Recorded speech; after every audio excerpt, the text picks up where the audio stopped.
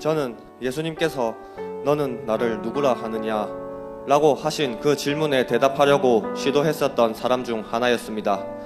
글쎄요, 저는 제 자신이 누군지는 알고 있었습니다. 이름은 요한, 직업은 어부, 세베대의 아들이자 야고보의 동생. 어느 날 우리가 고기를 잡고 있었을 때 예수님께서 오셔서 나를 따르라 말씀하셨습니다. 그래서 예수님을 따랐습니다. 그분에게는 따르지 않을 수 없는 무엇인가 있었습니다. 그 후 제 일생에 가장 놀라운 여행이 시작되었습니다. 저는 곧 예수님이 하나님의 은혜와 사랑을 전하기 위해 하늘로부터 내려오신 분임을 깨달을 수 있었습니다. 분명히 그분은 우리 가운데 육신을 입고 오신 살아계신 하나님이셨습니다. 전에는 들어본 적이 없는 지혜와 통찰력으로 진리를 가르치셨습니다. 저는 하나님께서 이 세상을 너무나도 사랑하셔서 영원한 생명을 선물로 주시려고 그의 하나뿐인 아들을 기꺼이 우리에게 보내셨음을 깨닫게 되었습니다. 예수님과 함께 했던 몇 년 동안 우리를 회복시키시는 하나님의 사랑에 대해서 풍성히 느낄 수 있었습니다. 하나님께서 우리를 사랑하셨다.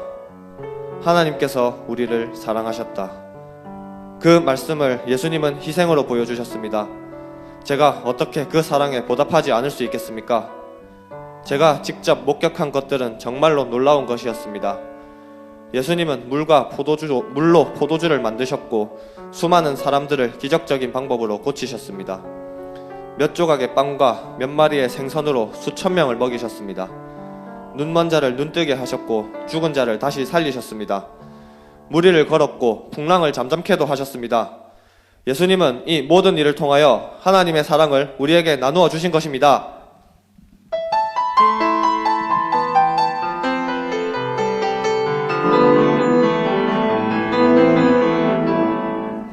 풍랑을 잠잠케 하시는 주, 적은 자를 걷게 하시는 주, 눈먼 자 눈뜨게 하시는 주, 죽은 자를 다시 살리신 주,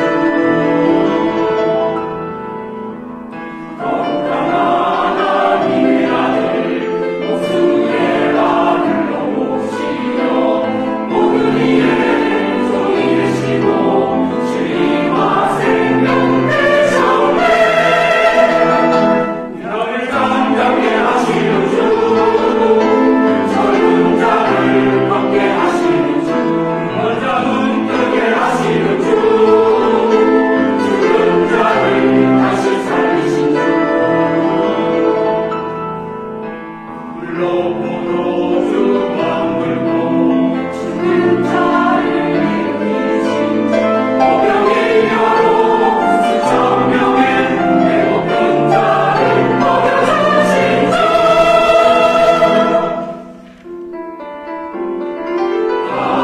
하나님께서 세상을 사랑하사 목생자를 보내주셨으니 그를 믿는 자 누구든지 평생 하늘로 누리라. 풍랑을 잠잠케 하시는 주,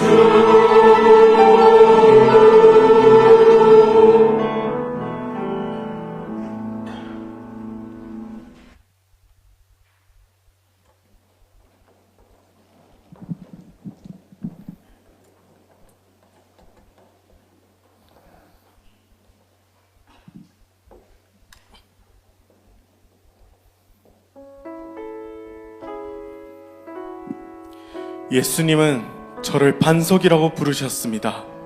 반석. 하지만 저는 뜨거운 열기 아래 모래와 같았습니다. 저는 화가 나서 다른 사람의 귀를 잘라내기도 했고 종종 곧 후회할 말이나 행동을 하기도 했습니다. 심지어 예수님을 알았던 것조차 부인하기도 했습니다. 제가 그러려고 한 것은 아니었습니다. 원했던 것도 아니었습니다. 그래도 저는 분명히 예수님을 믿었었습니다. 많은 이들의 삶이 변화된 것을 보았으며 그의 메시지가 진리인 것을 알고 있었습니다. 예수님은 종교 지도자들로부터 항상 비판받았습니다. 그들은 예수님의 말씀을 의심하고 그가 하신 기적들을 속임수라고 생각했습니다. 어떻게 메시아가 우리 동네에 날 수 있겠는가? 라고 비웃었습니다.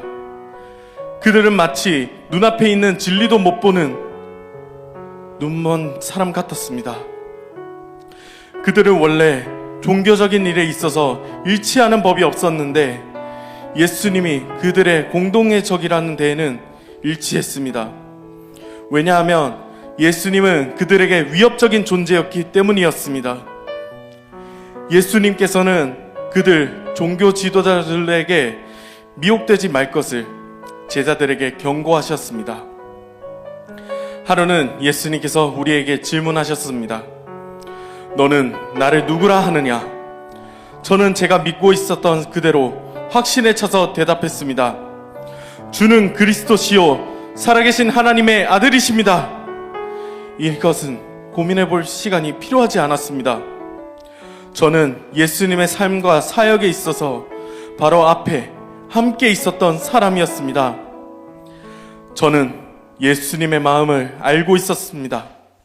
그러나 제 대답은 하나님이 알게 하신 것이라고 예수님이 말해주셨습니다.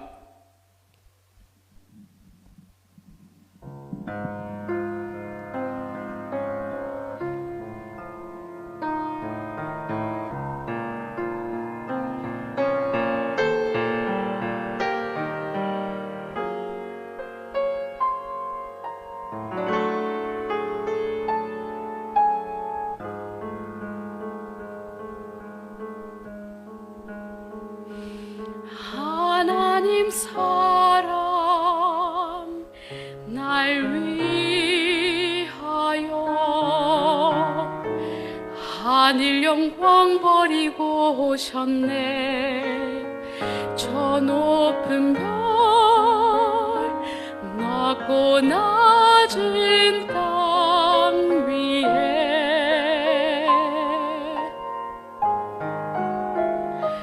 갈보리 언덕 십자가 지시고 물과 피를 흘려 죽으신 주 나에겐 생명의 길 보이셨네.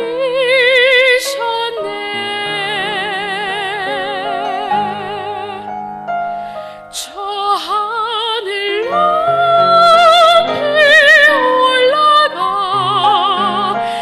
내 사랑하는 주 만날 수 있을까?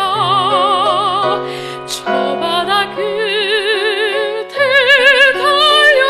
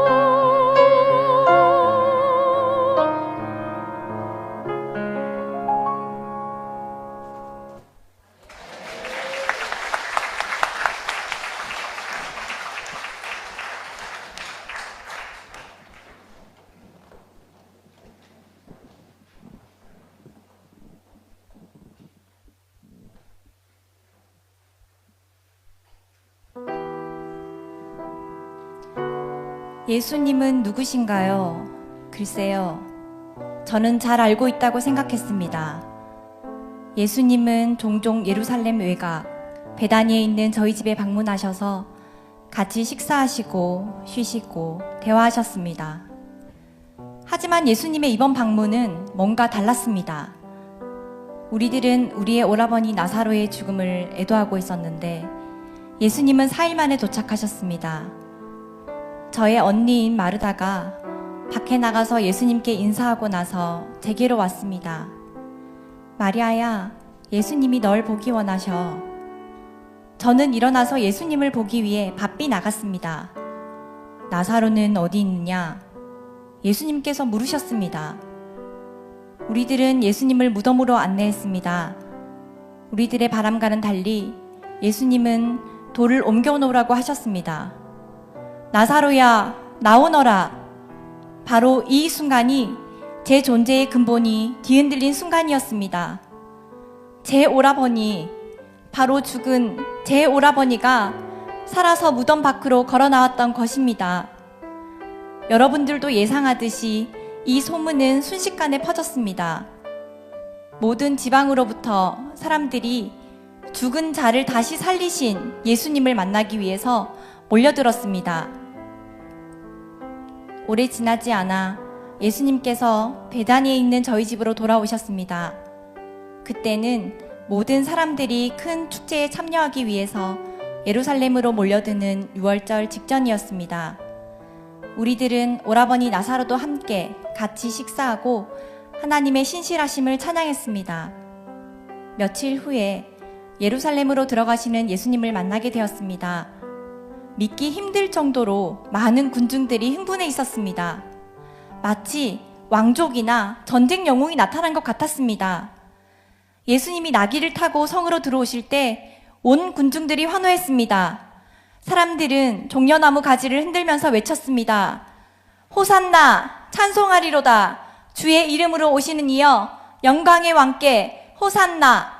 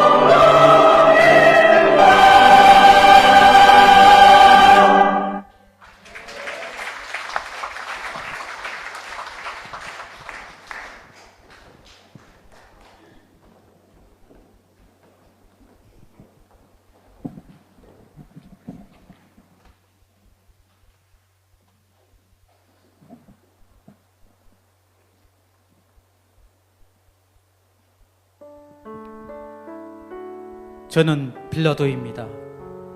유대를 다스리는 로마의 총독으로 예루살렘이 바로 저의 관할이었습니다.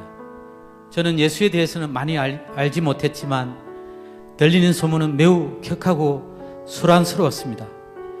어떤 사람들은 예수가 하나님의 아들이라 했고, 어떤 사람들은 그가 죽은 자를 다시 살리고 눈먼 자를 다시 보게 하고 심지어 물 위를 걸어 다닐 수 있다고까지 했습니다. 동시에 어떤 사람들은 예수가 정치적으로 내 관할 지역뿐 아니라 로마에까지 위협이 될 인물이라고 말했습니다. 이러한 생각을 지닌 유대 종교 지도자들이 예수를 체포하여 저에게 그를 죽일 수 있는 허가를 받고자 했습니다. 그가 제 앞에 서게 되었을 때 별로 다른 이상한 점을 찾지 못했습니다. 그는 제 질문에 거의 대답하지 않았습니다. 비록 제가 예수에 대해서 잘 알지 못했지만 그를 십자가라는 극형에 처할 만한 아무런 진술이나 행동, 태도를 찾아낼 수 없었습니다. 그에게서 아무런 죄를 찾아볼 수 없도다. 제가 예수를 고소한 사람들에게 말했습니다. 3번이나 그를 풀어주려고 했습니다. 하지만 그를 고소한 사람들은 인정사정 없었습니다. 저는 선택의 여지가 없이 예수를 그들의 방식대로 처리하라고 넘겨줬습니다. 하지만 저는 그들에게 확실하게 하기 위해서 물을 가져다가 그들 앞에서 손을 씻었습니다. 저는 그 사람의 피에 대해서는 무죄함을 보였습니다. 아직도 예수가 어떤 사람이었는지 모릅니다. 하지만 마치 도살장에 끌려가는 무고한 양처럼 순순히 끌려가는 그 모습, 이 모든 상황 가운데 뭔가 저를 괴롭히는 것이 있었습니다.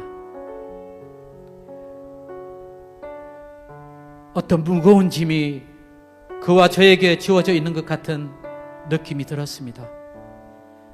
그는 마치 온 세상의 무게를 그의 어깨에 홀로 지고 가는 것처럼 보였습니다.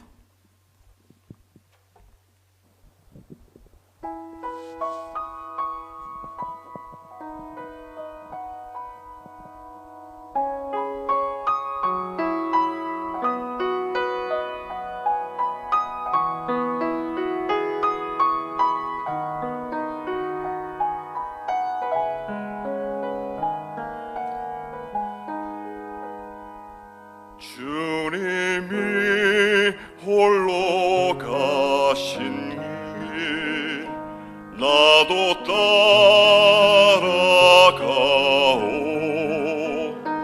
모든 물과 피를 흘리신 그 길을 나도 가오.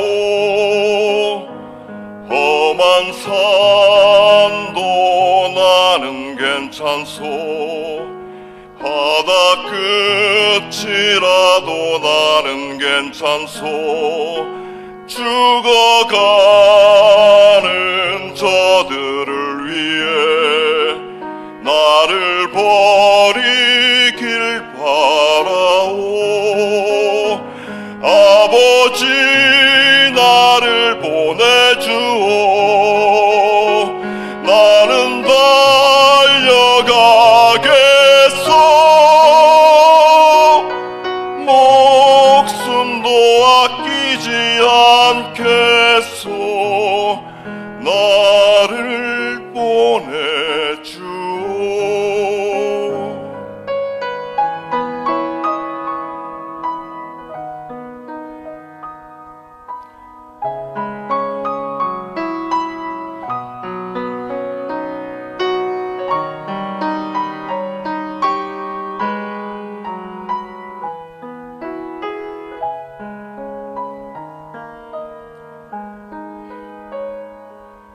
험한 산도 나는 괜찮소. 바다 끝이라도 나는 괜찮소. 죽어가는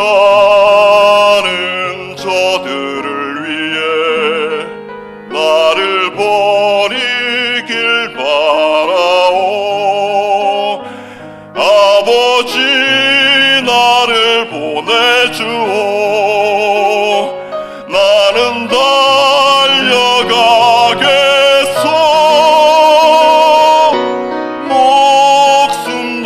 아끼지 않겠소. 나를 보내주오. 세상이 나를 미워해도 나는 사랑하겠소.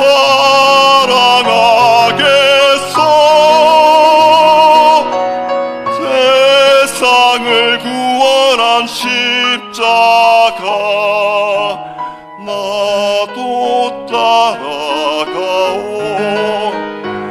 생명을 버리면서까지 나를 사랑한 당신, 이 작은 나를 받아주오.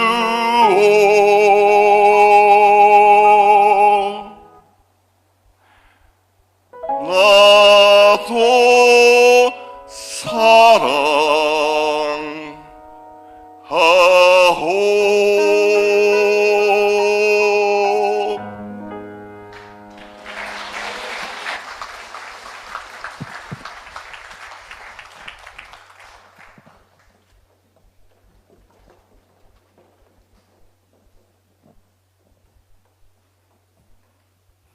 저는 아리마데라는 고장에서 온 요셉입니다. 유대 공의회 회원이었던 저는 예수님을 어떻게 처리할 것인가에 대한 논쟁과 결정에 늘 참여하고 있었습니다. 저는 예수님의 생애를 통해서 영향받은 사람들을 많이 보았고 또 그들의 이야기들을 들었습니다. 이 모든 일에 대해서 어떻게 대처해야 할지는 잘 몰랐지만 저는 동료들이 예수님을 죽이기로 결의한 것에 대해서는 동의할 수 없었습니다. 그러나 제 의견은 소수의 의견이었을 뿐이었습니다. 이른바 흉악범들을 십자가에 처형했던 그 언덕에 제가 서 있었을 때 이 모든 일이 참으로 모순됨을 깨닫고 충격을 받았습니다. 불과 수일 전에 모든 군중들의 열광적인 환영 속에 예루살렘의 왕의 모습으로 입성했던 한 사람이 십자가에 있는 것입니다. 그때 환영했던 군중들은 지금 어디 있을까요? 그들은 모두 그를 배반하고 숨어버린 것입니다. 하지만 그의 마지막 시간들을 지켜봤을 때 그는 마치 자신의 사명을 성취해가고 있는 것처럼 보였습니다. 그는 종종 그의 추종자들에게 위로하는 말을 건넸습니다. 심지어 그의 바로 옆에서 처형되고 있는 한 범죄자에게도 말입니다. 그리고 숨을 거두기 전에 그는 이렇게 외쳤습니다. 아버지, 내 영혼을 아버지 손에 부탁하나이다. 그때 제 등골이 오싹해졌습니다. 저는 제가 소유하고 있던 무덤에 예수님의 시신을 안치시킬 것을 빌라도에게 허가해달라고 요청했습니다. 이것은 적어도 안식일 전에 제가 할 수 있는 일이었습니다. 제가 예수님의 죽음에 책임이 있는 그룹의 일원이었기에 죄책감에 눌려 이 사람에 대한 의문이 내 머리를 떠나지 않았습니다. 하지만 제 가슴 속에는 예수님의 십자가 앞에 서 있었던 한 백부장의 말을 잊을 수가 없습니다. 이 사람은 진실로 하나님의 아들이었도다.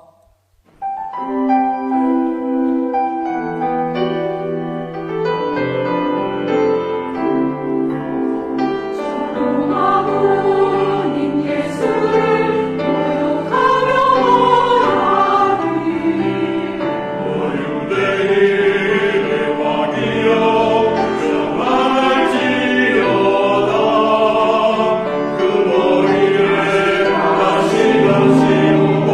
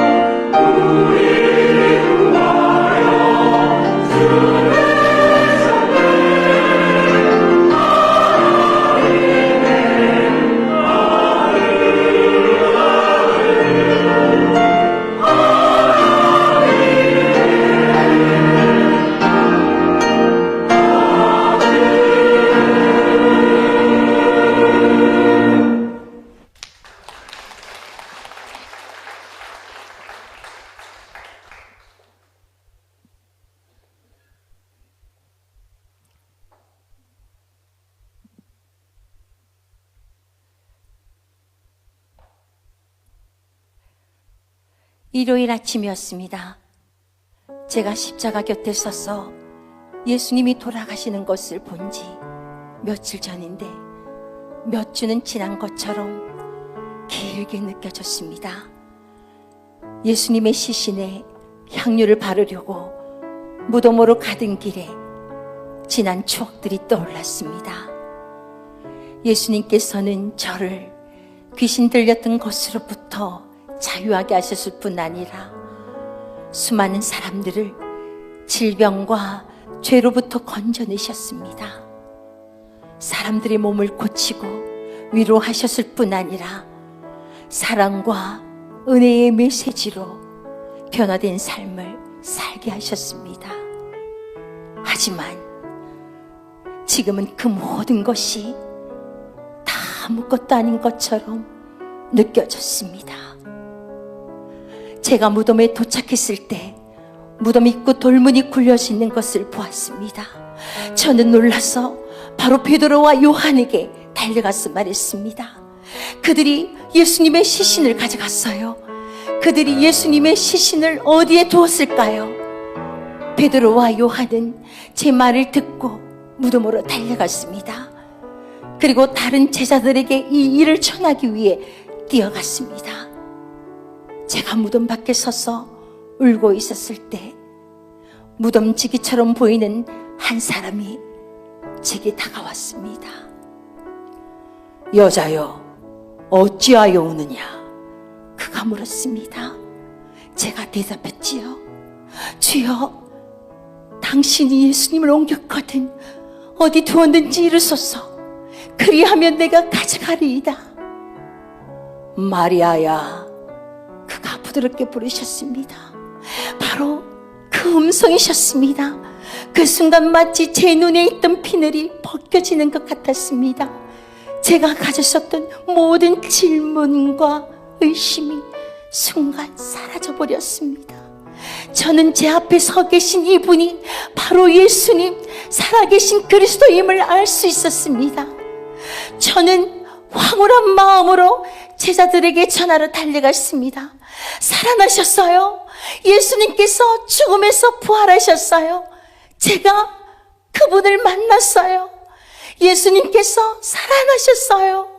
오 하나님, 찬양합니다. 하나님을 찬양합니다.